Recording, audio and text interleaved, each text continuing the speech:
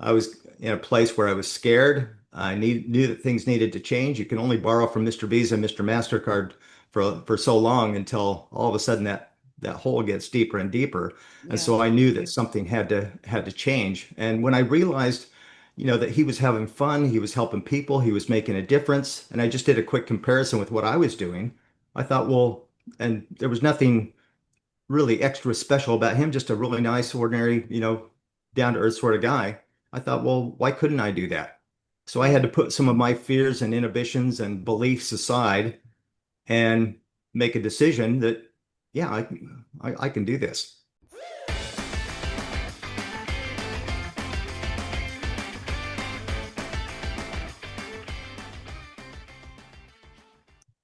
Hello, hello, and welcome to another episode of Third Chances. I'm really thrilled today because my guest is Bart Kotter. He's a SIA Ambassador Triple Diamond, is a global networking marketing leader with 30 plus years of success. He is extremely successful businessman. He's built teams of over 40,000 people across 35 countries and helped launch a SIA in Australia. Bart is passionate about empowering others and unlocking their potential. He lives in Agnes Water, Queensland, with his wife Melissa. And that's about all I know about Bart. So I'm really thrilled because I have seen him multiple times. He's obviously extremely successful businessman, and we can all learn powerful lessons from people like that. And I so appreciate your time that you came to my podcast willing to share a little bit of your life and a little bit of your knowledge. So welcome, welcome. Thank you. It's great to be here. I appreciate the invitation. And of course, the Queensland is in Australia. So for me, it's evening, and for you, it's next day morning, which is always mind-boggling to me. I can tell you tomorrow is a beautiful day. Oh, wonderful. I have something to look forward to. Well, Bart, I seriously am intrigued to kind of learn where your success came from. And as we know, nobody's born to become professional businessman. There's something that formed you and that made you the man who you are today. And I would love to hear where you start and what was your dreams when you were younger, and what was the first maybe industry that you entered before you even knew about ASEA? Yeah, so I grew up in Logan, little town in northern Utah, Logan, Utah, Oh, and I didn't know that. yeah, I'm the youngest of six boys. So I've got five older brothers, and my mom. I think I was the last ditch effort for a girl. There's six years between me and my next oldest brother, and so Oh, so wow. anyway, I think they were trying for one more girl. They got another boy, so that was me. So yeah, I grew up in a very conservative household. I learned really great work ethic from my parents, particularly my dad was really just a good man. Hmm. Would do just about anything for anyone. So I think I was raised with some really great values and belief in wanting to be of service to other people and help other people.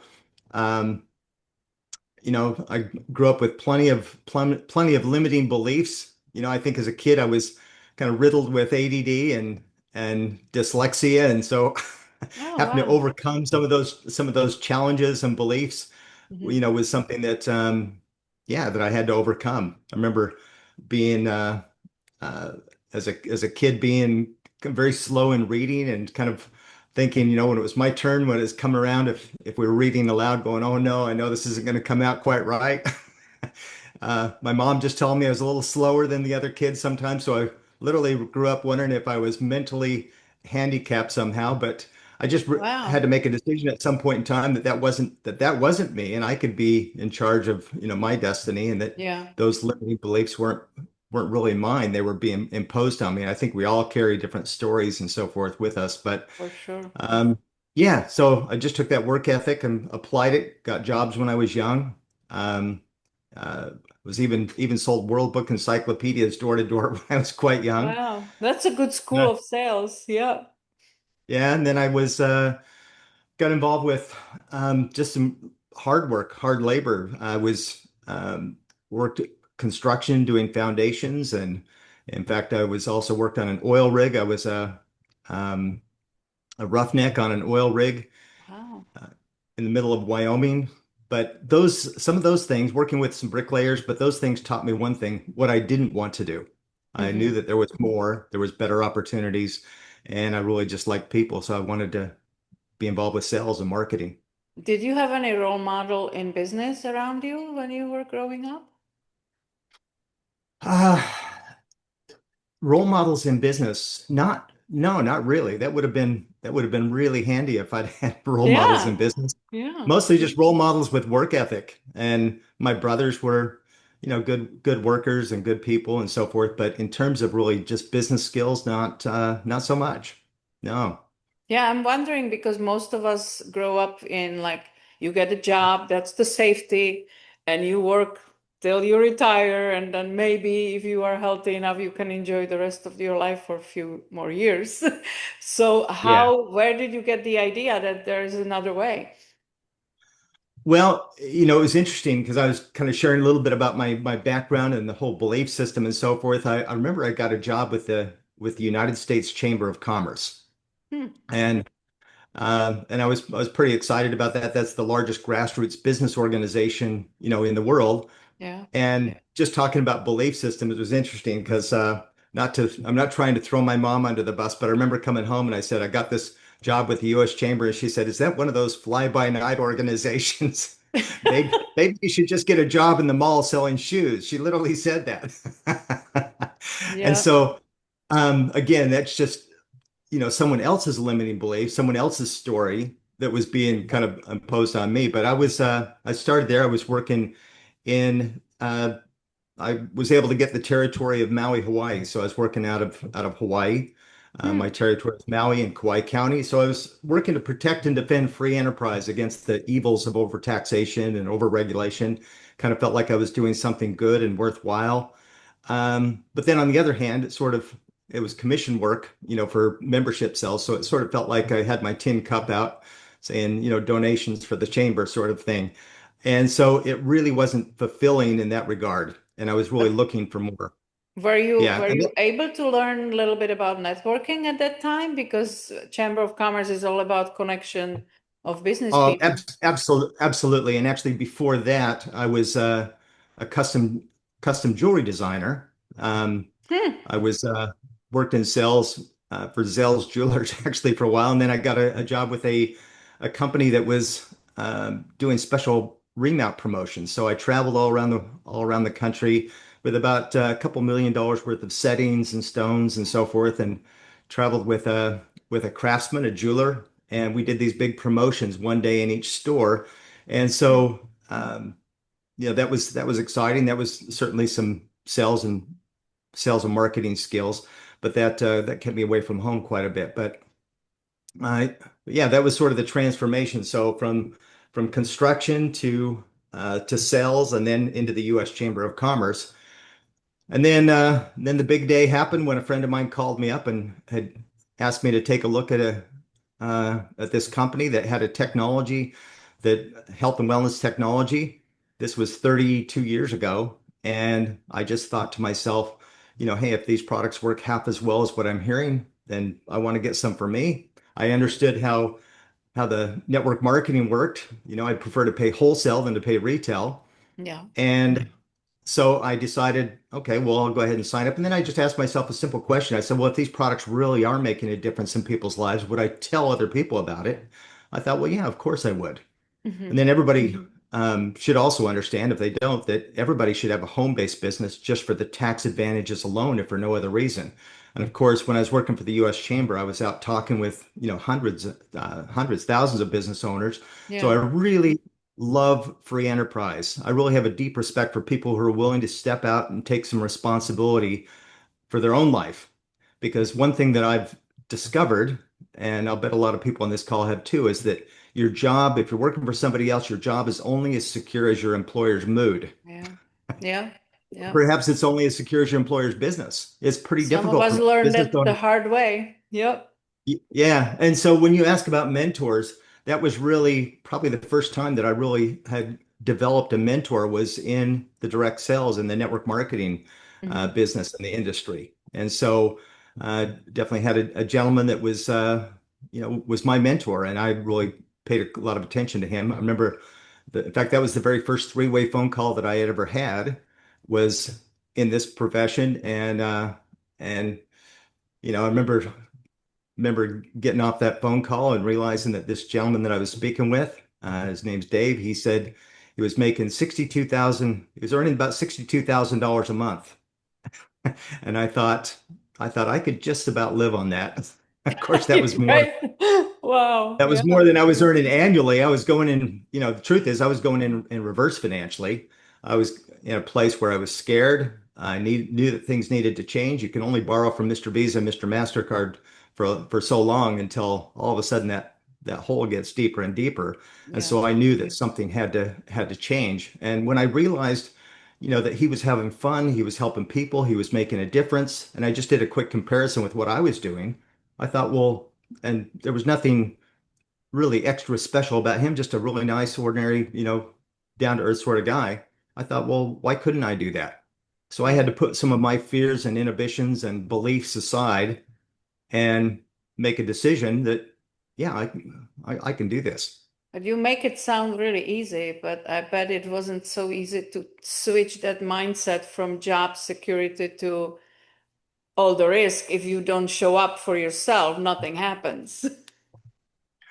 Well, it wasn't easy because keep in mind that I was in Hawaii, and in Hawaii everybody's got this it's not the easiest place to start a network marketing business Hmm. because they've got, this hang loose sort of a thing. They'd prefer to go to the beach. And Right. we're talking back in 1994. So we're talking fax machines and cassette tapes, and the whole world has completely changed. In fact, back then, phone calls and things. I had moved to Hawaii, so I didn't even know people there, Yeah. and so I had to really do things a little bit differently, and I had to make a decision. So yeah, nobody was there. And here's the thing: I thought nobody else is doing this in Hawaii, so I thought I'm going to be king of the island. Everybody's going to be under me Hmm. when I finally made this decision that I was going to do it.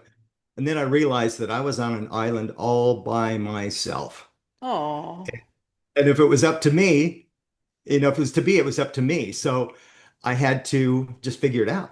And so, in a way, that was a blessing because there wasn't anybody I could lean on. I mean, I could, in a way, I could lean on the phone, but if there was yeah. going to be a presentation and meetings, if there was going to be different things, I had to step up and be the leader. And so I remember, making that decision and saying, yeah, I'm going to go for it. I'm going to treat this like a business. I'm going to give it 1 year, all out, massive action. I cleared my plate as best as I could. And after a couple months in, I just thought, I just decided to burn the boat and burn the ships and just be all in and go for it. Yeah. And at that time, I was the fastest one to get from what was called direct to a level called Royal Diamond in it's the fastest one in the company to hit that level. And what was that, 37 months, something like that. But it wasn't anything I did. It was just about being a good listener and following Yeah. mentors. But tell me, like you have been at the job before that. So how did you learn about network marketing and the principles of it? And how did you learn to start building the team right away instead of just going and try to sell the product and somehow make it happen? Where was that shift that got into your head that this is how you build it, this is how you build it fast? Good question. Because here's the thing, I had some sales and marketing experience, but I had no network marketing experience. And in fact, the truth is that I had all the same objections and all the same reasons that most people have of why not to do it. For Yeah. example, I had a phobia about network marketing, and I know a lot of people do. And Hmm. so, as I recalled, I had been approached about network marketing 19 different times that I could remember. Whether it was Amway or Herbalife or Shackley or whatever it was, there was some network marketing thing that had involved pasta and macaroni. I don't even remember. There was just Yeah. lots of different things. And so here's the thing is in my mind, network marketing was all about people talking about making lots of money, and no one was. It Yeah. was about I had all these other negative connotations about it based on people who really weren't being professional, I suppose, with what they were doing. And so not only that, I didn't have time. I mean, a lot of people complain about having time. I certainly didn't have, um, like I already said, I was going in reverse financially. So some people think that they need to have a financial, kind of runway. Yeah. Um, a lot of those objections that people have that people struggle with, I had them all.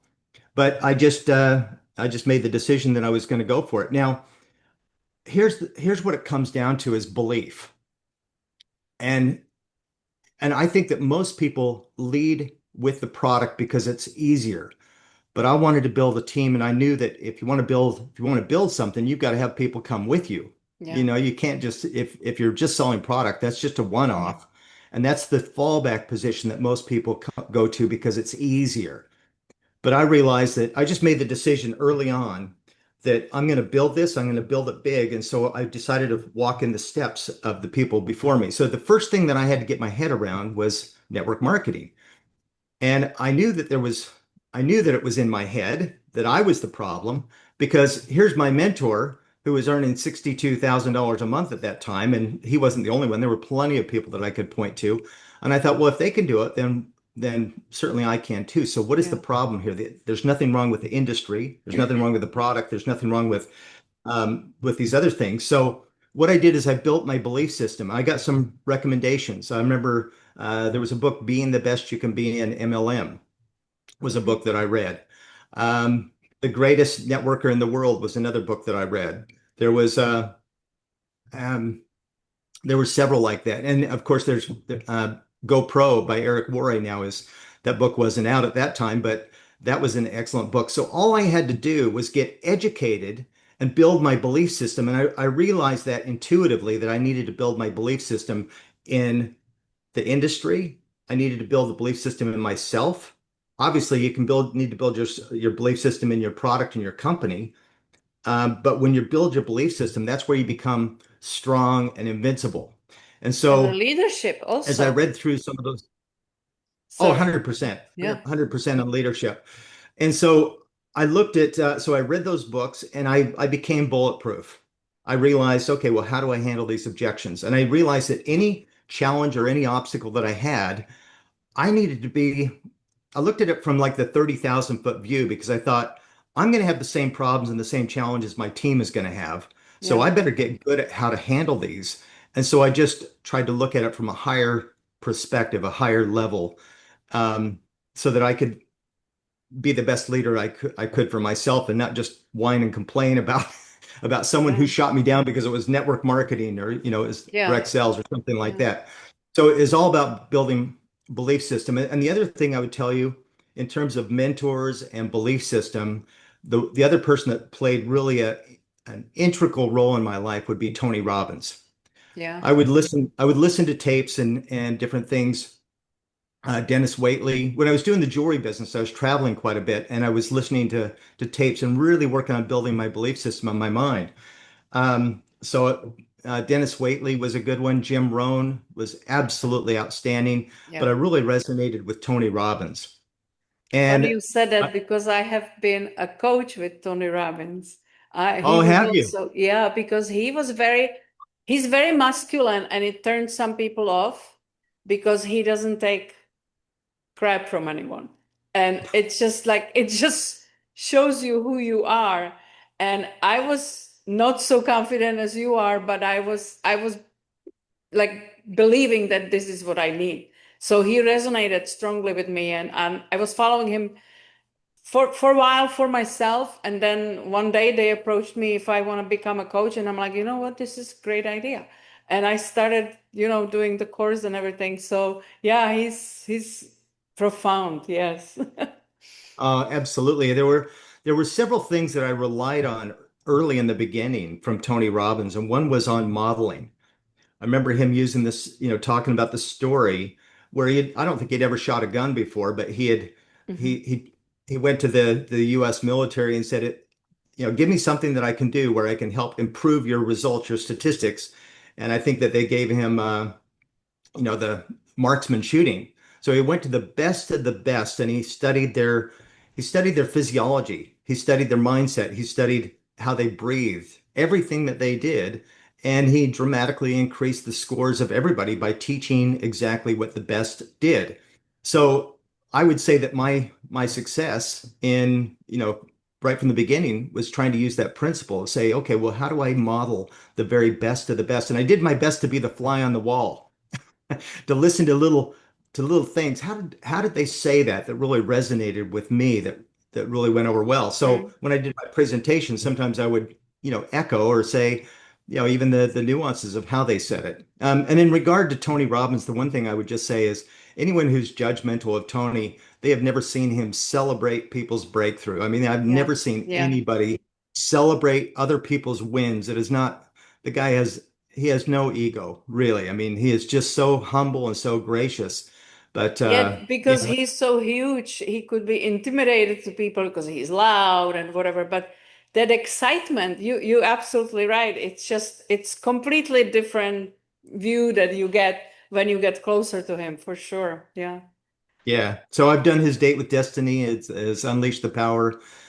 His whole mastery university. I even went to his property in Fiji and did kind of a Nice. health retreat. Yeah, so yeah, he's just a perfect example for really servant leadership. Um, and really looking at your values. Whenever you have a conflict with somebody, he taught me that it's always because you've violated someone's rules. And sometimes Yeah. we have conflicting rules. So it gives us a chance to say, okay, well, what are the rules that I have that someone has violated? And sometimes, or what are my rules? Because am I setting myself up to win, or am I setting myself up for failure by having, rules or conflicting rules or too many rules to be able to set Mm. myself up as being successful? So yeah, that was a big one. And I remember him saying that, it's in your moments of decision that your destiny is shaped. And I find that over and over that when people really make a full-on decision, that's when magic happens. And then of course you got to put massive action behind that decision. But when you're all in, that really is what makes all the difference in the world. It's kind of like if I told my wife, I said, "Sweetheart, I am so in love with you. I am 99% committed to our relationship." Right. Yeah, I'm sure that will go along well. Yeah, no, yeah, no, it wouldn't go. Well, and it's the same thing when you make a decision, when you decide to do something, but you're only 99% in. What is that difference of that 1%? It's Yeah. all the difference in the world because the universe will just conspire to help you with your dream and your goal when you're all in. But when you're not, then you're always giving yourself a chance to draw back and hesitancy in it, and you're setting yourself up for failure. You're setting yourself up for excuses. And so when you go all in and you just say, you know what, failure is not an option. This is what I've decided, and then you're all in. That's when the magic happens. That would be a big piece of advice I would give people. Like you said before, you burned the bridges. You didn't give yourself a way out. You just like either I'm in or I'm not doing it at all. And that's Yeah. I can sense it from you. You have incredible like joy and confidence in your face when you talk about these things because you went through rough times. Like I'm sure this didn't happen overnight, and you started with in a place where you didn't know anybody, and it was whole new industry. I like you had experience in sales, but I had no clue what network marketing is about. So it took me a long time to figure out what the principle of the business is, and I feel bad because I lost few years because I was like kind of finding myself, what do I do with this? And how do I build this? And you grabbed it and you attack it by the horns, which I'm really impressed. And of course you are Uh, where you are today. But yeah, and sometimes things change too. Like for example, that first company that I was with them for 19 years and did quite well. Earned eight-figure income with that company. Earned over $12 million with that company. But then they unfortunately lost their way. The ownership mm, changed, the management changed. They changed the compensation plan. They put some people in that really weren't focused genuine. on people. They were more bean counters, you might say. Yeah. And so what happened is I was seeing, the incomes go down. And even though I had a pretty good income with that company, when you have people that are just starting to experience that sort of that level of independence and freedom and their income goes down, well, then now they're in a crisis situation. So it was kind of painful. So Hmm. got to a point where I needed to find a new home and I needed to get it right. So that's where I'm feel really grateful. And so it was a new crisis. In fact, my income got to the point where there was starting to be more month than there was money. I had to make Wow. another choice. And here I was a little bit of a wounded soldier, that I a wounded network marketer. And maybe some people have been through that process too, where they've been with a company that didn't last, or maybe the company didn't have the right values or ethos or Something happened. um, Yeah. Yeah. either. Yeah. So I think if people are looking for an opportunity, the things that I look at is number one, you really got to make sure that you have a product that's unique, that's special, something that really makes a difference, something that you can be really passionate about. And it's great if you've got something that nobody else has. Because I didn't want to just have the next super juice or, Yeah. the next essential oil or something like that. I wanted to have something unique.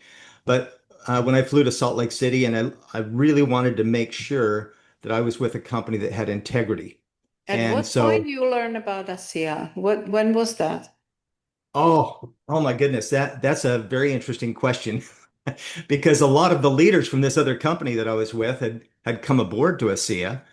And I'm almost ashamed to admit, I was prospected probably, I don't even know, 15, 20 different times, because obviously I was a leader in that company. Hmm. But I still, even though my income had gone down, I still had a pretty good income and I didn't really want to risk that. So it's a very strange place to be in when you don't really feel, when you've lost your belief in that company based Yeah. on the things that I had said, but your livelihood is still based around it and it was still substantial.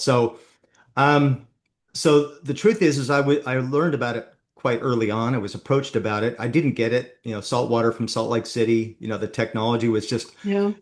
I didn't quite understand it. I sort of put a little bit of a mental block up about it. But timing is everything, and so you might say I was a rotten apple for a little while there, until I kind of turned into a red apple. Someone who's interested. My good friend Ed Waynes called me up and he said, "Hey, I've got an opportunity to fly to Salt Lake City. I think we should take a good look at this company." And my main purpose was I wanted to go and really look at the founders and the executive team in the eye. I wanted Yeah. to know that these were people that I could trust, that I could believe in, because the last thing I wanted to do is to put my ladder up against a wall that was going nowhere.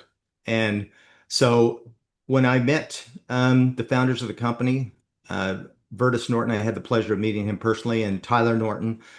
I was blown away. As a matter of fact, in that boardroom meeting that I was in, this special fly-in meeting based on my previous experience, I was literally holding back the tears all day, Yeah. because I knew I had found my home. I knew that these were people that I could trust, that I could believe in. The company was rock solid and stable.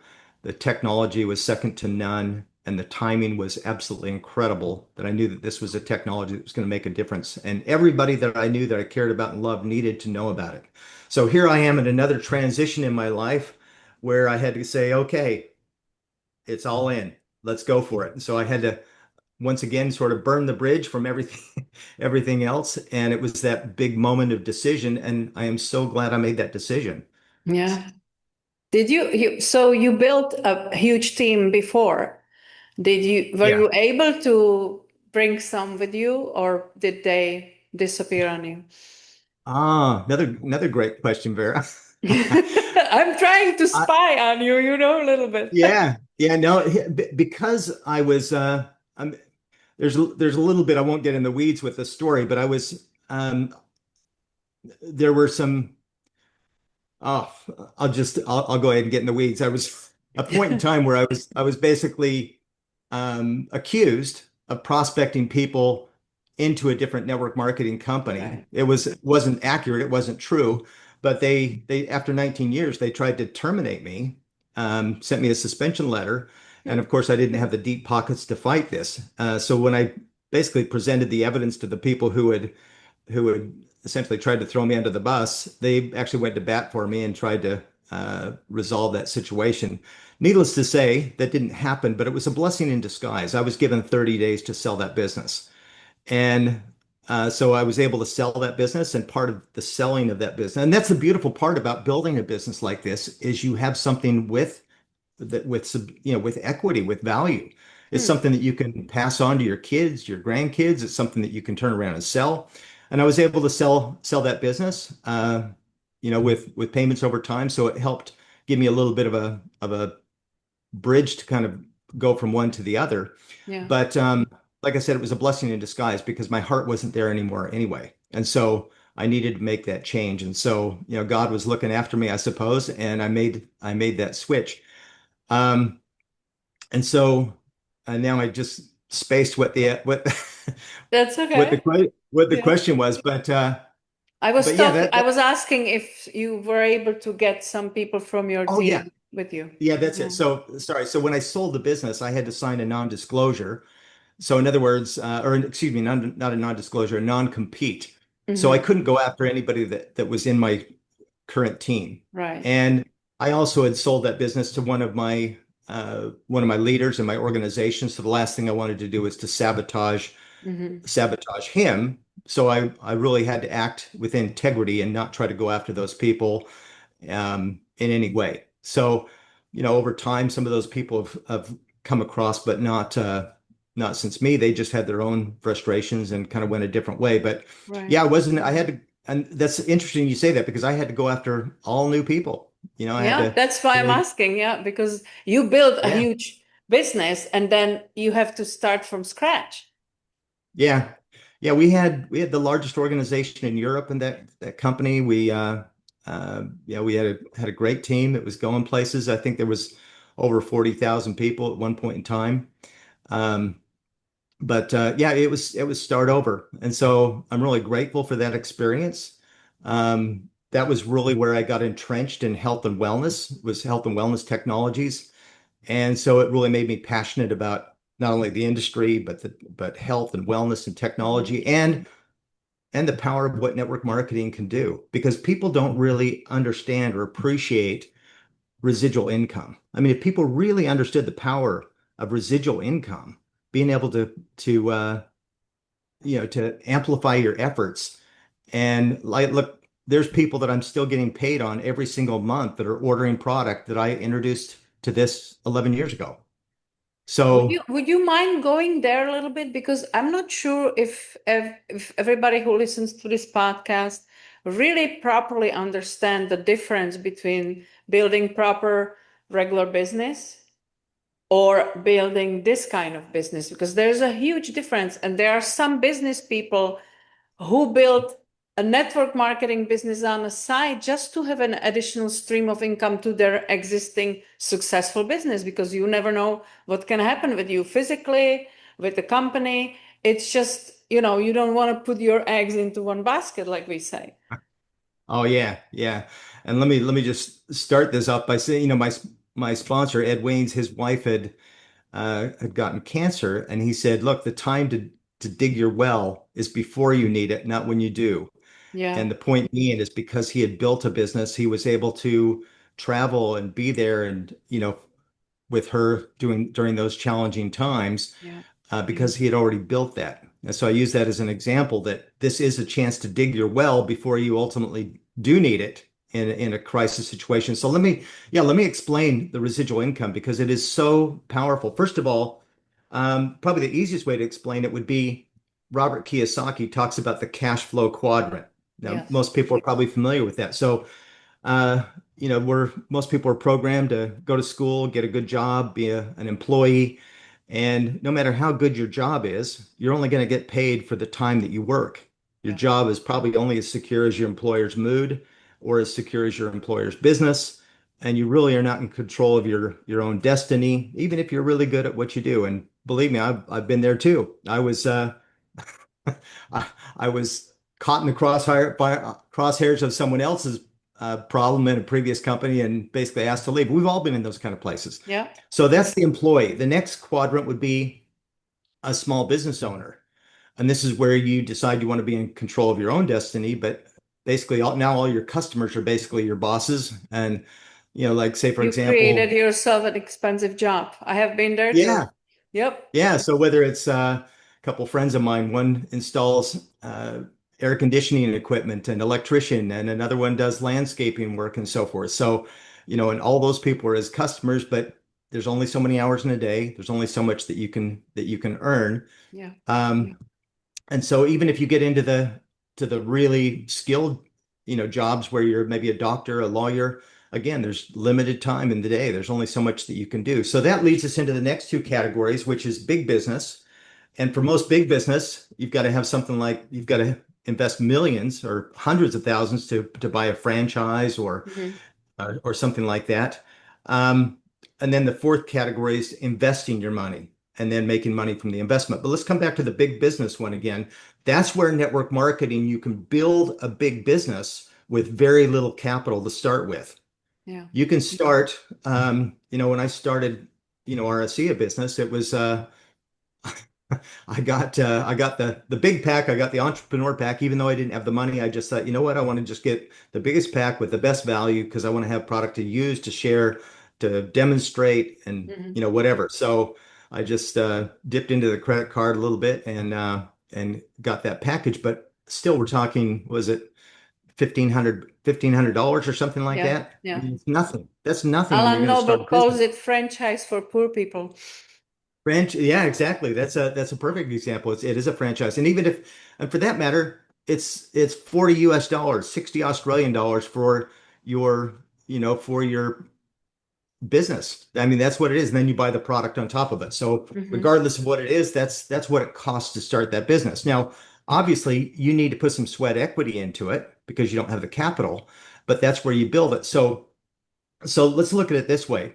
Um, if you wanted to be, I think if I have my numbers correctly, if you had money in the bank, and let's say that you had a bank that was paying you 5% interest, you'd have to have $1.2 million in the bank to earn $5,000 a month.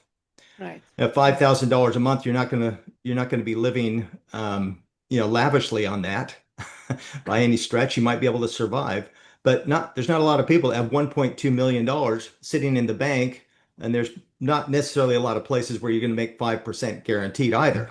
True. So Yeah. let's just use that as an example. So if you build a business in network marketing or direct sales and you're making $5,000 a month, in my mind, I've got a business that's worth $1.2 million dollars, and I played that game in my mind. So I would just take whatever the weekly or the monthly check was, and I would multiply that out for the year. And I would say, okay, this is basically, what I've already developed if I pay attention and continue to grow and build my business.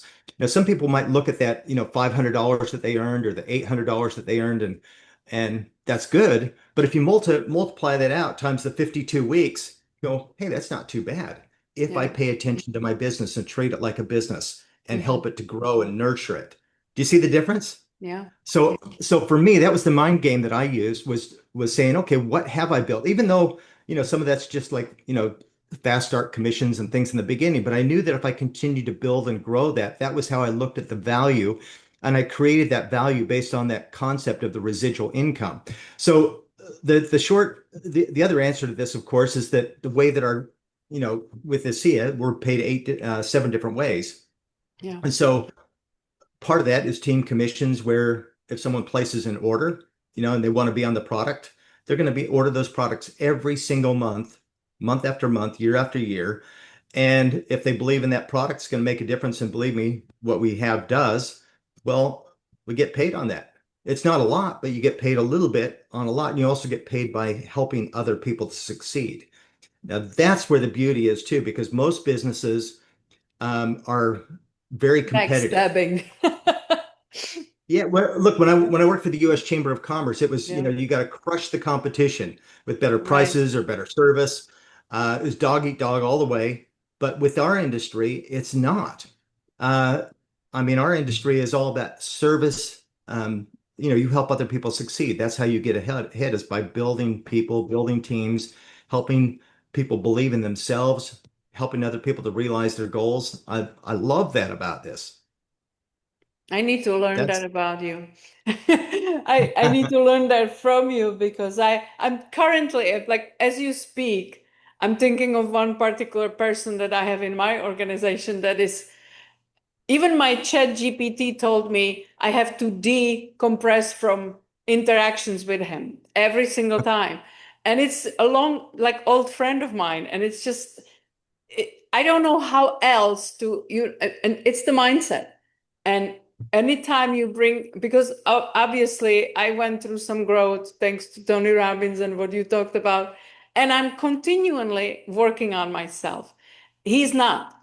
He's the, by his own words, grumpy old man. I'm not gonna change. This is the way I do it. Da da da da da. And then he complains. And it's just like you can take only so much of that. And then I'm of course looking at myself like, where am I going wrong? How could I not be able to show him there's a different approach, that he doesn't have to stand in his own way, and that it may flow much easier for him if he approach everything with expecting disaster? Yes, it will come. That's probably the biggest challenge in our industry is wanting it more for someone else than they want it for themselves. Yeah. And when you can see things so clearly, oh, if they could just see this, if they could just understand this, if they just had this breakthrough. But you know, my advice is, Eric Worre probably says it best. He says, and Jim Rohn, you know, all these guys say the same thing. You want to really monitor who you have in your inner circle, your five Yeah. closest friends, because that's going to basically determine where you're going to go. So who are you associated? Where are you spending your time with? And monitor some of those relationships that you have. And I'm thinking of Eric Worre. He doesn't say that you need to cut those people off entirely. It's just that you focus your time, effort, and Limited. attention Yeah. with Yeah. the people who are going to really help you to grow. And sometimes pulling back from them, maybe you can have a tough conversation, or maybe they'll come along, but it doesn't really matter, because if you're growing, that's the best way that you can help them. And sometimes we just need to go and find some new people and Yeah. not try Yeah. to, because if you got to drag people in, then you got to drag them around, and that's not a whole lot of fun. When you've got someone who you're excited, Exactly. who's passionate, who wants to build and grow, then that's where the fun begins. So you can still love them, but but you just got to realize the SW syndrome. Some will, some won't. So what? Someone's waiting. Stop whining, start working. Yeah. I love And that. SW. yeah, I that's have to the write that SW down. concept. Yeah. Yeah. Yeah.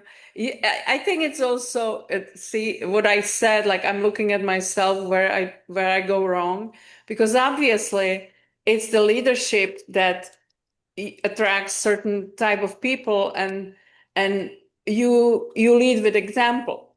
And so I'm looking at the mistakes that I made at the beginning, because I could see myself in him at the beginning, because I was Mm. very, careful and suspicious, and I definitely wasn't in right place to start business to begin with, because it was just a few months after I lost my husband. So I was really looking at this for the health benefits that it gave me almost immediately. And the last thing on my mind was to start a business, because I was not in good place. But that's actually why I hope I can say that became pretty close friend with Edwin's, or he spoke to me so clearly, and he was on my podcast, one of the first episodes, I think episode 2021, I believe. Uh, yeah, 21. Now it's 2023. And I was so grateful, because what you just said, like we support each other, even though he's not my team, I'm not part of his team. We all do this because we love this product and technology, and we believe that more voices, the more impact it may have to whoever happens to listen to this podcast. But I became attracted to him because he once shared his story about his wife, as you mentioned. And he was talking about how at one point his wife was dying. He had IRS on his back and he was losing his condo.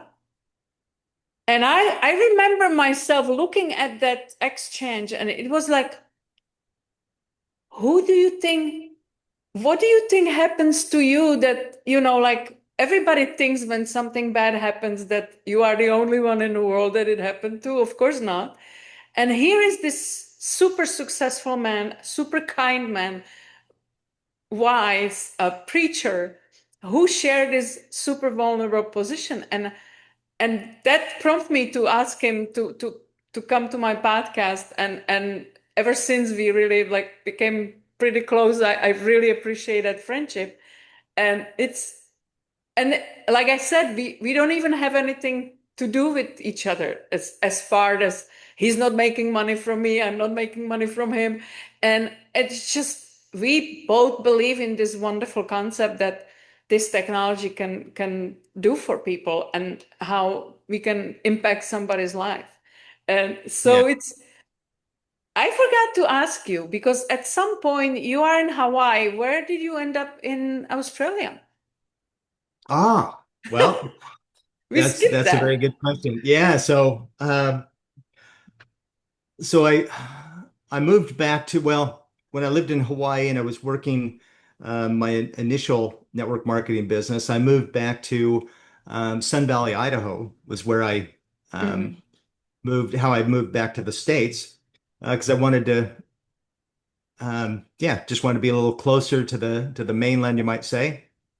And I met the love of my life. Melissa she's Australian, and Okay. I met her when that previous company had opened up Australia, and we had just developed a beautiful friendship and blossomed into a beautiful relationship. And then so we've been married now for what 23 years, I believe, coming on Yeah. 23 years. So So love so brought you to Australia. yeah. So she came over to the States, was in the US for almost 9 years. And then we were looking for an opportunity to move back here. And that's the beautiful thing about our profession is you can live anywhere in the world. Yeah. You'd asked about Agnes Water. I live in a I live in a little town that's about the middle of Queensland. Queensland is a massive state, so from the southern end, Brisbane, it would be about a 7 hour drive north. But we live in a little town with the perfect number of traffic lights, zero. We're on 4 acres, 7 minutes to the beach. Absolutely stunning beaches here. Got a big dam, the ducks and the cockatoos and the kookaburras and Yeah. the beautiful parrots, king You parrots, know how many lorikeets, all people those. live there in your town? Um, yeah, there's a lot of people that kind of have vacation place here, but I would say there's probably 10,000 people, but probably more like Oh, about 5 or 6,000 that are here on a regular basis. Um, I was yeah, thinking just when you said the zero traffic lights, I was comparing it to the village that I came from, that I was born in. You have nothing on me. 1,900 people. Everybody yeah, knew everybody. yeah, we know everybody. It's amazing how few people I think I know, but you go anywhere and you just know everybody. It's a beautiful community, and that's so, with our profession, that's the beautiful thing too, is I can work from Yeah. home. And I just wake up every morning and I just look out at the palm trees and this beautiful dam, kind of like a pond with the lily pads and the birds and everything. And I just think how grateful I am because I can Yeah. work with who I want, when I want, where I want, quite frankly, if I want. Because Yeah. when you build this, you've got the freedom. And, coming back to the residual income thing, that's what you're looking to do is to build the freedom. Because look, people can have, there's plenty of people that make a great income, but they have no life. Yeah. You know, Exactly. take your doctors that are on call or whatever. And even if you've got a successful business, if they take time off, they've still got all their overhead, their bills, their employees, all the paperwork and everything. And God Um, forbid something happens to them and they can do their profession and suddenly everything is up to them. And yeah. all this overhead still, the bills are coming in, but you can produce.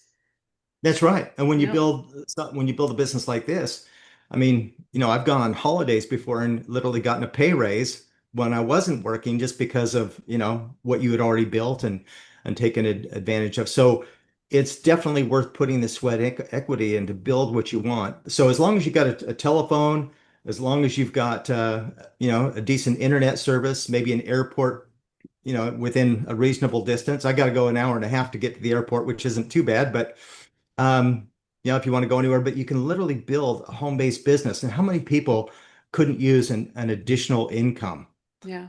or a substantial income? Call it a plan A or a plan B. But I think if you've got the right company with the right people and the right timing, this is the time to go all in. And if we're looking historically, where we're going, not historically, but if we're looking ahead at where we're going with AI and everything else, those are things that we can use to help us, to benefit us with our business, to create better duplication and help us with communication and CRM systems and different things that we're implementing into our business. But it's still the human element. So we're not going to Yeah. be displaced and replaced by AI. So the world needs what we have. And network marketing is the number one. You ask anybody that's in business, what's the best form of marketing? Advertising, and it's all word of mouth. Almost anybody will tell you that. Yeah. It's hardly any different than any other profession. And that's all we do. So there's probably no other profession that's been misunderstood more than our profession. But I think that we are in the perfect profession. As long as you got the right company with the right people, right technologies and Yeah. so forth, that's really where things can make a big difference. I actually heard once the late wonderful Bob Proctor, who was extremely successful motivational speaker and trainer, and he spoke somewhere on video that the only regret he had that if he was younger, he would definitely approach network marketing business. So he Yeah, understood the possibilities with this, and it's I know you touched on that some people had a bad taste about, well, some people have a bad taste about sales. I was in sales my whole life. And obviously, if you keep pushing when people are telling you no and you keep pushing and you don't hear their, obviously they will have a bad taste. And we all had that kind of salesperson that wouldn't take no for answer and just keep pushing. And it's just like, get away from me. And I believe that everybody can be wonderful salesperson when you treat people the way you want to be treated. And it may sound like cliche, but if something rubs you wrong way, don't do it to others because it's probably gonna work the same way. And I have been crazy successful in sales, but when I approached this business, I had no idea. And so I was doing a lot of mistakes at the beginning because I was approaching it as a sales. And yeah, I must tell you that today I look at it like this is a sales at the end. This is not, this is connecting, this is learning, this is educating, this is listening to people to hmm find out what really bothers them. Because if you don't get their attention or their trust, you can never convey the message that you want to convey. And yeah. it's a big difference because so many people told me I'm not a salesperson. I'm like, this is not salesperson position. Well, they're lying to themselves if they say they're not a salesperson because we're all salespeople. If you're Yeah. married, you sold someone something. If you got kids, you're a salesperson. And interesting that you brought up Bob Proctor. I knew Bob well. He was an amazing guy. He was actually a guest in my home when I lived in Utah before. He's spoken at events that we've done in the past. Yeah. Got a lot of respect for Bob, and I love Yeah. what he talks about in terms of your mindset, your subconscious mind versus your conscious Yeah. mind. And that's where we're all really struggling. Um, but look, the about sales, I'm glad you brought that up, Vera, because I love sales. And it's just people that have a misperception of what sales actually is. Yeah. So they need to reframe what that is. Because if you think about it, if you go back and you think, when was the time in my life? Think about when you really, really enjoyed making a purchase, whatever it was. Could be a car, maybe it was your home, maybe it was a dress, maybe it was a suit that you bought, pair of shoes, it doesn't matter. But I can guarantee you, if you look back on that experience, someone there gave you incredible customer service and treated you Exactly. like It treated you was like a about the human being. person. Yep. Yeah, they treated you with respect. They gave you kindness. They gave you great service, and they were ultimately an incredible problem solver. You had a problem that needed to be solved, whether it was Hmm. transportation, a home, or whatever that you needed. And so, all a good salesperson is a good problem solver. Yeah. Now, if you translate that into our profession, what kind of problems are we helping people to solve? Just changing their life, whether it Yep. be physically or financially. And people overlook the financial aspect. There's two kinds of pain that people have. There's physical pain. We all know that. but there's another one called financial pain. Yeah. And is that painful? Absolutely, it's Oh, painful. yeah. It can cause it's number one cause of divorce and family arguments and everything else. And so Stress. if, And one's oh, intertwined with the other because if you are stressful there, it usually reflect in your health as well. Ab Yeah. Absolutely. So the difference between sales in general, because remember I told you that I had been in jewelry sales before, and we had one day promotions. I mean, I had to, people came in with their, their grandmother's wedding ring that needed to be reset into a new setting or whatever. And we were only there for one day. So they kind Mhm. of had to make a decision. Yeah. Um, It's and pretty so good you make concept. yeah, and so it was you had to make the sale that day because you weren't going to be there the next day. Yeah. And I think in a lot of salespeople's mentality, it's like, okay, well, I've made the sale, I've enrolled this person, to be a brand partner or to be an associate or whatever, and next. But that's in our profession, that's where things begin. That's not where things end, Yeah. because now we need to find out what their hopes and dreams are. If you're doing it right, hey, what would you like if this could create anything for you? What would you ultimately want? Where do you want more out of your life? Because maybe this is a vehicle that could do this. And if they're only interested in the products, that's great. But I think that it's taking that next step of saying, hey, this could be so much more if you're open to it. Or maybe if you just like helping other people, you could really make a difference. Or maybe there's someone in your life who is really struggling with a challenge or a crisis that we could be literally an answer to their prayers, quite frankly. So be open to that. And the thing that probably limits people from opening their mind to that is their own fear and their own limiting beliefs. And that's the difference. If we can bridge that little gap from being a salesperson to being of service. And whenever you feel the stress when you're talking to someone, it's because you're thinking of yourself. But when you start thinking of It's the the other person, ego. Yeah. yeah, when you start thinking of how can I be of service or how can this be a vehicle that could really make a difference in this person's life, all of a sudden that stress dissipates instead of, thinking, how am I going to close this deal? That's where the anxiety, the stress really comes in. And if you can get in the flow of being in service, then that makes the difference. I think that really does make the difference. Yeah. So tell me, how do you go out? Well, probably not now because that's not comparable. But when you were beginning with ASEA and you were starting from scratch, how did you approach to start looking for people that would be right for your team? How did you make, uh, how, who were you The looking the for? the same this no, it's actually the same way now. We're still growing. We're in such a great time and place right now. Yes, we are. Um, and so, I'm looking for key people that want to make a difference. And so, how did I approach? Very clearly, I told people, well, first of all, I just decided, I thought, who are the products for? They're only for people that have cells. If they don't have cells, then, obviously we live and we die at the cellular level. I realized that everybody that I knew that I cared about and I loved needed to know about the technology because I understood what it did. I knew that Yeah. this was going to make a difference at a cellular level. And so, the thing you do is you make a list as big as you possibly can.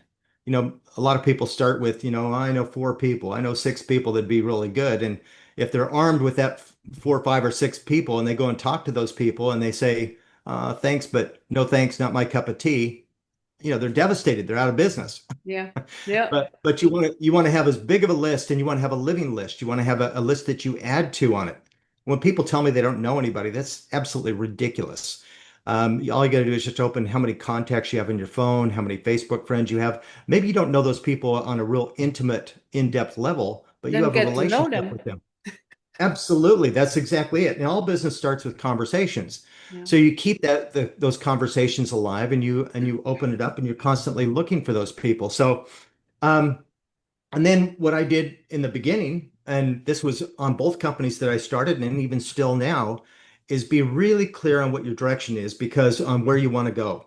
And my advice is the bigger your vision is, the easier it is for other people to become a part of it. People want to be on a train that's going somewhere. And trust me, you don't have to be successful. Some people have this illusion, well, I'm not successful yet, so how can I talk to people? People don't care. They're far more interested in what your vision is of where you're going.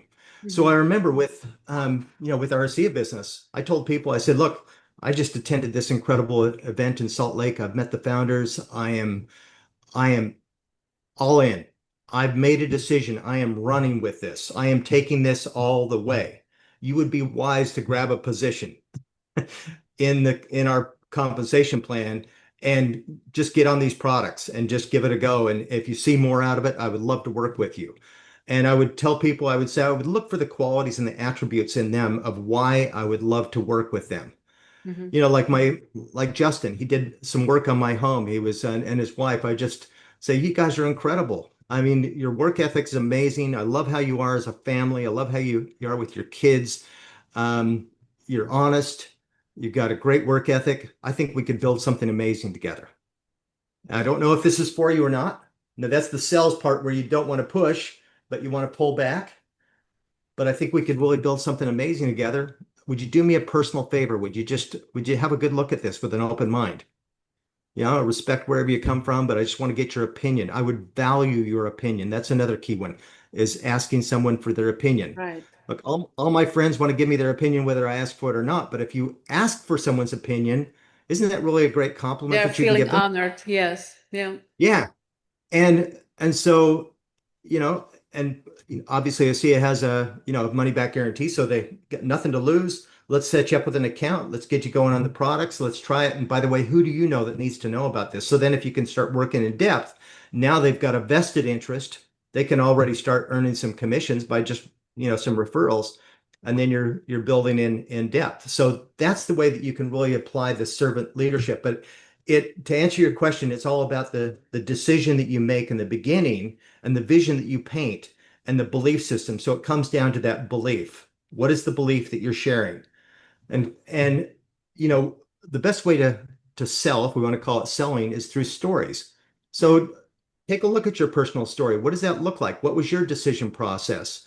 Understand the story of the company, how they turned down you know, a massive, generational wealth because they really wanted to make sure this technology was available to the world. I think that's an incredibly powerful story. Yes. Understand the stories of some of the people whose lives have been changed. I mean, my good friend Dan Doyle, who was told to get his affairs in order after doing 2.5 years of, extreme treatments that you can probably read between the lines, caused him to lose Yep. his hair and made him sick as a dog and, And I and had everything. him on as well. I was absolutely Oh, thrilled because I was stunned with his story. And I was going to yeah. ask you, are you the one who introduced it to him?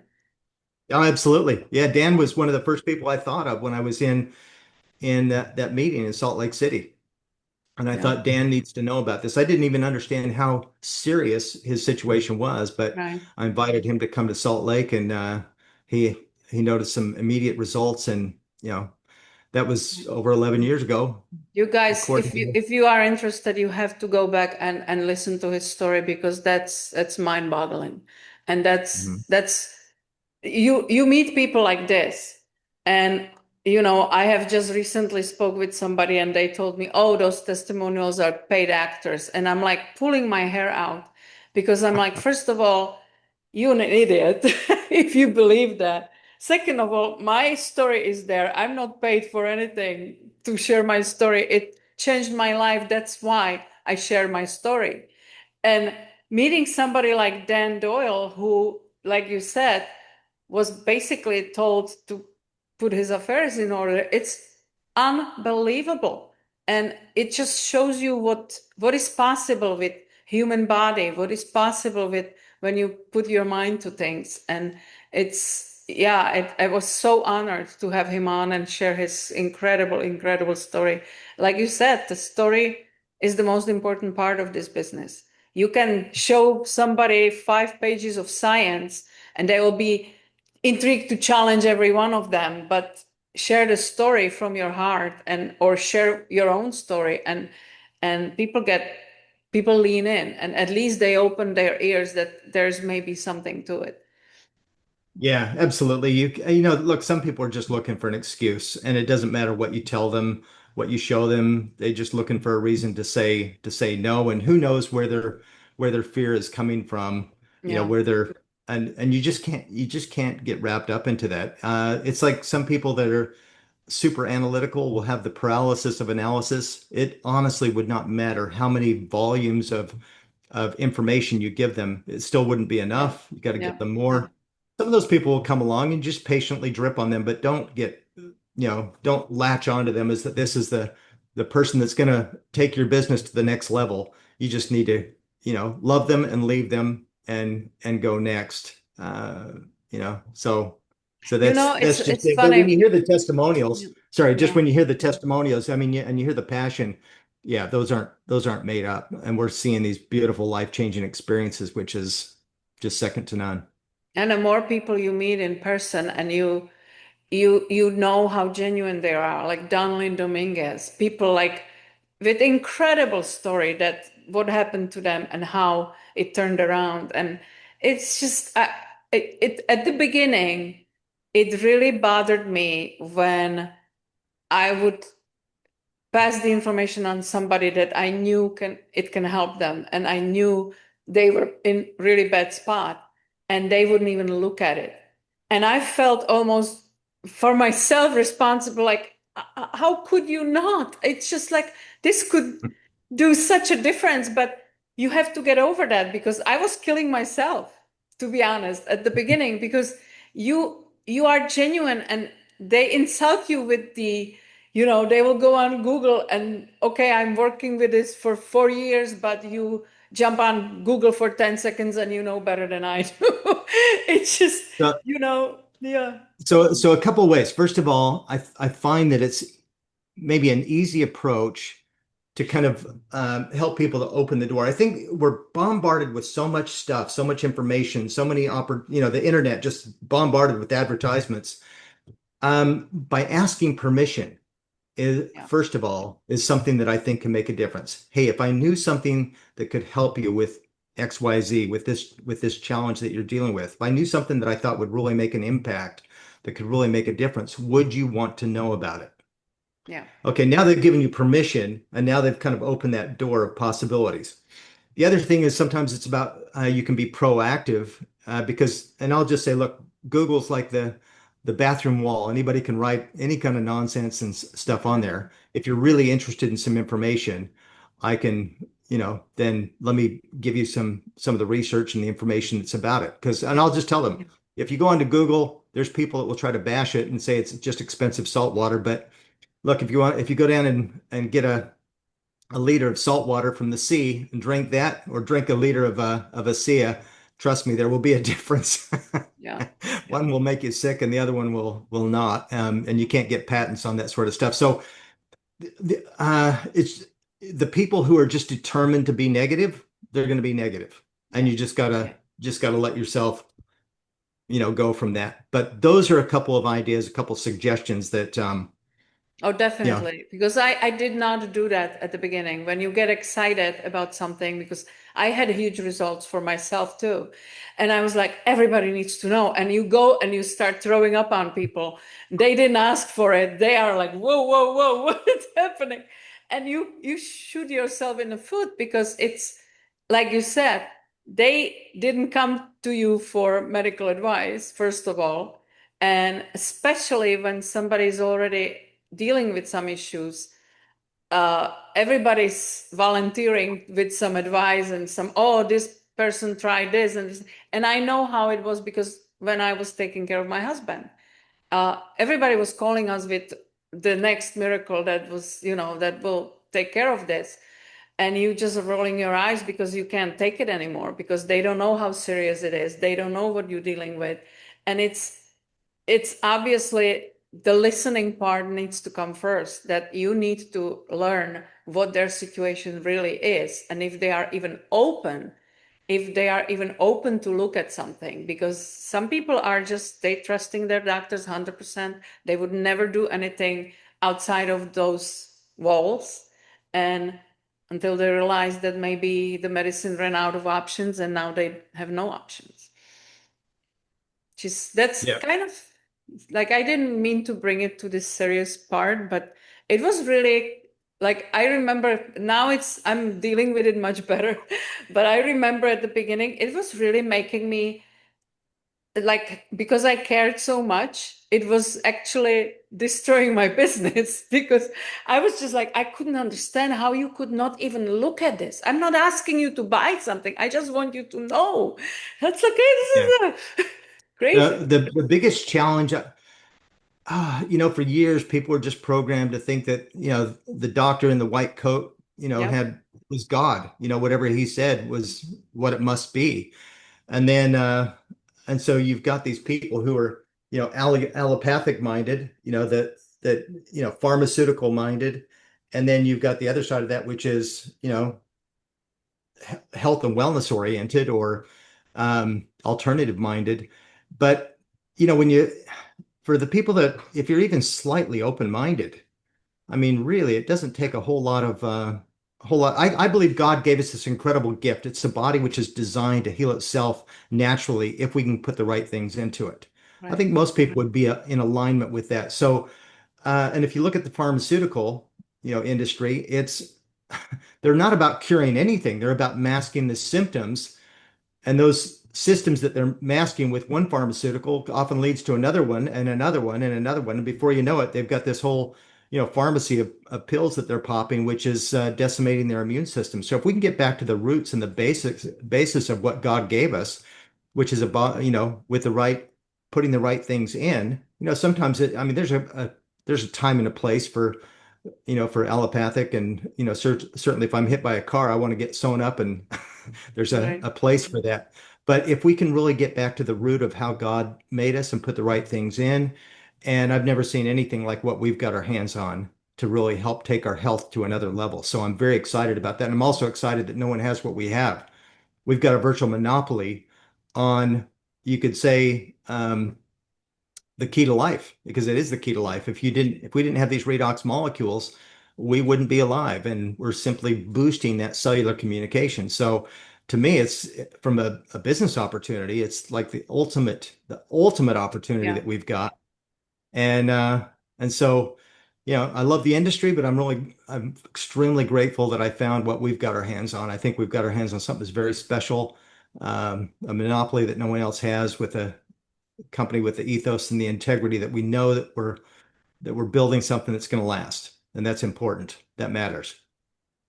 And I think what you touched on before, even the community of people that we became part of thanks to this company. The special people, special friends that we meet that we would not otherwise, like you are in Australia, I'm in Florida.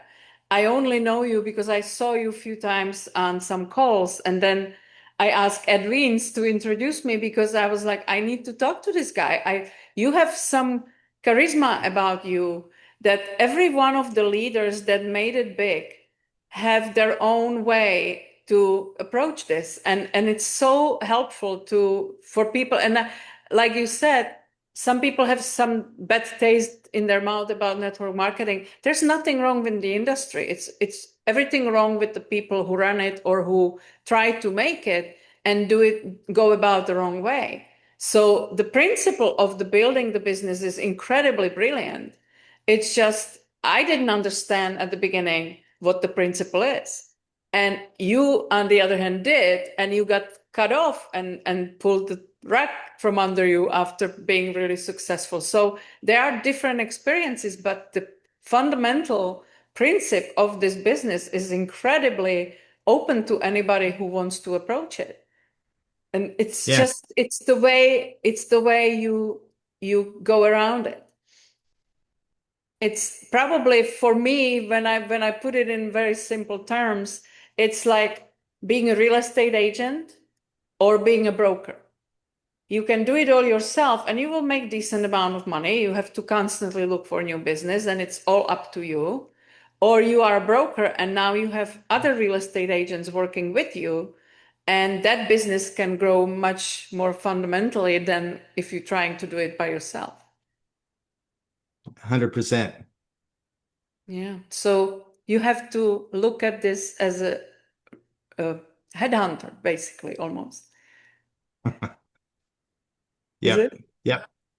Yeah. Totally. Yep. You definitely need to look at this as like a headhunter.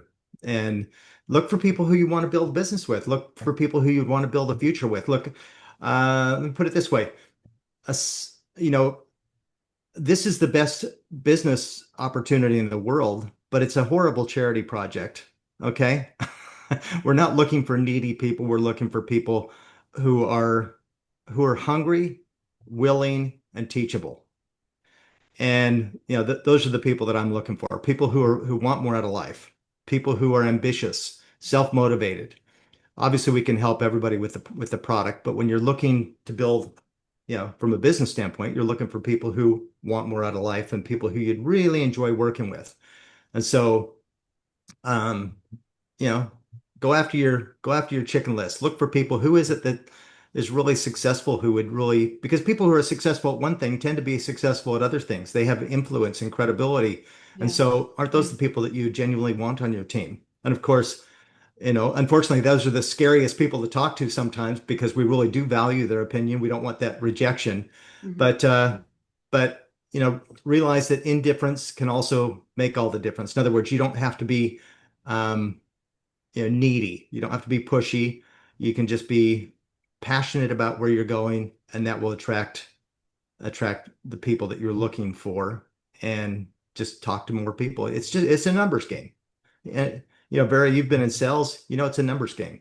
Yeah. Some will and Yeah. some won't, and that's okay. You don't have to take it personally if someone says thanks, but not no thanks. I mean, I did for years before I finally saw the light. Right. And just stay in touch with those people and they'll come along later. Yeah. So So, if I had hey, a, sorry, go no, go ahead. ahead. If I had opportunity to speak with your wife and ask her who you are as a person, what would she say? She'd probably say that I'm in a relentless in a good way.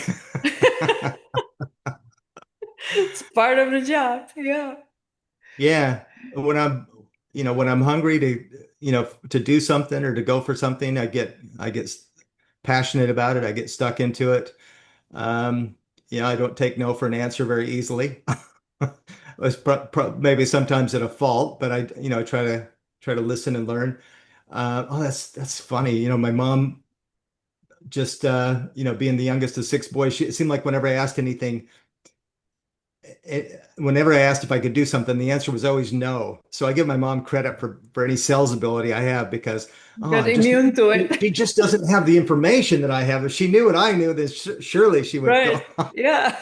So I just Exactly. try to find a different way in. Yeah. Yeah. But yeah, it's just being passionate, relentless, and like I said, in a good sort of way. Um, Passionate about making a difference in other people. Being service minded, helping other people. I love making a difference. So Yeah. I think it gives us purpose really because this is so unique to be able to help others and do not you don't have to be a doctor to do that. It's incredible. If yeah. well, if I want to part ways with you are incredibly successful today. You have been before, you build it again. Like you said, people who are successful tend to be successful again. So you knew what you were doing and you are really in very respectful height of the company. What is there in front of you as a goal, as a personal goal today? Because in some eyes, you would be seen that you have reached the heights of many people's dreams. Well, to take it all the way, it's to build and grow. We're either building or we're dying. So, there's still, we're at ambassador triple diamond, but there's presidential ranks to achieve. And look, I love helping other people to succeed. I love being service oriented. So if I'm helping other people to grow, um, that's what makes a difference. I love that movie, It's a Wonderful Life, with Jimmy Stewart. What would Hmm. life be like if you were never born? In other Yeah, words, whose life have you been able to change? And there's people's lives that you can change without even people you haven't even met, just because of right. the decision that you made and the influence of telling someone who told someone who told someone. And so I think that that's exciting. So obviously, I'm at a stage in my life where I want to create more freedom, and take a little more time with my family and do some things along those lines. I'll turn 63 here in another month or so, but um, but I still feel like I'm just beginning. So a little more balance perhaps, but it's presidential triple diamond and beyond. I guess Do you guess have is children? I've got two boys. Yeah, they Yours. both live in the U.S. How old they are? 25 and 30. Wow. Any following in your footsteps? No, they're still finding their way. Yeah. Yeah, I don't think that our profession is going to be their way. They are in my business, but there's one of those examples that network marketing probably is not going to be their cup of tea, and that's okay. That's That's fine. Yeah. Yeah. yeah, that's perfectly okay. Bart, this was such a joy to spend this time with you. I'm so grateful that you shared all the secrets. What Can I what share can I share one final thought? absolutely. So So one of the things, in fact, I just gave a presentation at our Gold Coast conference here in Australia, and it was unpacking your potential or lightening your load. And so what I believe, so I think that people sometimes overtrain and they just need to do the work. But the thing that's holding them back, so we've got our tools, we've got our systems, we've got our scripts, you've got your belief system, you've got all those things. But if you're hiking up the mountain and you've got all those things in there, sometimes the load still feels really heavy. That backpack, if you want to call it a backpack, still feels heavy. And what is it that's making it heavy? What makes it feel daunting? And I can tell you exactly what it is. It's it's the rocks that you're carrying. What rocks are you carrying in that backpack? From the And those past. rocks, Yeah. yeah, those Mhm. rocks are identity rocks. I'm too old, I'm too young, I'm not a salesperson, I'm not good enough. I'm not a public speaker. I don't have time, I don't have money. It's whatever your objection, whatever your excuse is. Yeah. And it's also the old stories that you're carrying with you. Just like I had to overcome some of my old stories and some of my old beliefs. And guess what? Those aren't your stories. Those are somebody else's stories. And so what I would encourage you to do is to reach inside that backpack and pull out that rock. And what is that heavy load that you're carrying that you really don't need to carry? What is the label that it has? Is it I'm not good enough? What is it? And I want you to just take and imagine holding that rock and just letting it go. And as you let it go, imagine it hitting the ground and it just shatters into dust and the wind blows it away. Because all a belief is a thought that you keep thinking Yeah. over and over and over. You don't need to hold on to that. And then forgive yourself because guess what? You're going to pick that rock back up again at some point in time. But guess what? You can let it go again too. Yeah. And maybe you got a few different rocks that you can let go of. But identify those rocks and those stories that are holding you back, those identity rocks, those permission. That's a big one in Australia, because no one wants to be they call it the tall poppy syndrome. No one wants to stand out above the crowd. So you don't want to, make yourself seem bigger or better than anybody else. Hmm. Doesn't matter whatever those are, but identify whatever those rocks or blocks are and lighten your load because the climb doesn't have to be that heavy. You just have to make a decision and let go of those things and then forgive yourself. Literally forgive yourself, yourself permission to forgive yourself for those limiting beliefs, for those, quite frankly, insane beliefs, because they don't have to be Yeah. something that you need to pack around. You can decide who you are. You can decide where you're going. And You every can day is decide a new day. because Yeah. that is absolutely right. Yeah. And if there's people that want to grow and want to be more and do more, feel free to reach out. I'm happy to help, and we're going places, doing things, and we're in a great time and place. And Barry, I really appreciate you inviting me to join your podcast. I appreciate this time with you because this is a masterclass for anybody who wants to really, really seriously be successful because the moment you realize it's all in your control, it's nobody else's fault, it's nobody else's, not the circumstances, not whatever happened to you, where you came from, it's up to you. It's very, very liberating. And I'm still in the process because I have gone a long way since I started following Tony Robbins years back. And things happen to everybody, that there are things happen to every single one of us. And the difference, I believe, is whether we give in and start using it as an excuse, or like you said, we repeat it so many times that it becomes our identity, or you learn it as a you take it as a stepping stone, and you become somebody because of it. And I think that's the difference between people that something terrible happens to them and one completely collapse under the weight of it, and the other became incredible human being because he used it as a stepping stone to learn something about themselves, about the resiliency or whatever it is that comes out of it. And so I love what you said, because I believe people need this reminder that none of the people on top started on top. And Danny Robbins sometimes beautifully says that you all see the glory, but you don't know the story.